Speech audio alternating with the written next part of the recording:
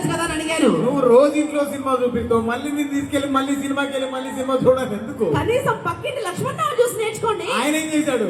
వాళ్ళు ఆమెని పువ్వులో పెట్టి చూసుకుంటాడంట. వాడికంటే పూల వ్యాపారం కాబట్టి పూల్లో పెట్టి చూసుకున్నాడు, దాని కారం పడి వ్యాపారం చూసుకోమంటావా?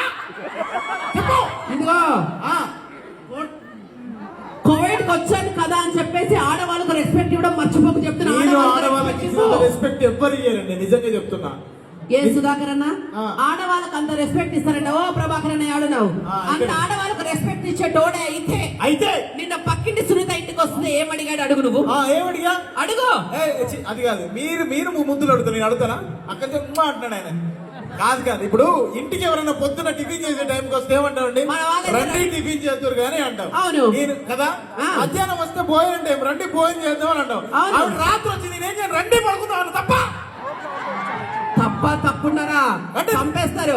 తప్పు. మాది ట్రిపుల్ బెడ్రూమ్ అండి, ఒక బెడ్రూమ్ ఖాళీ ఉంది అక్కడ. అలా నేను చెప్పింది ఏదో అర్ధరాత్రి అంత దూరం వెళ్తారని. నువ్వు తప్పనందుకు నేను బాధపడలేదు కానీ రండి పడుకుందాం అంటే తప్ప అంటే ఇదిగో ఎదురు కూర్చో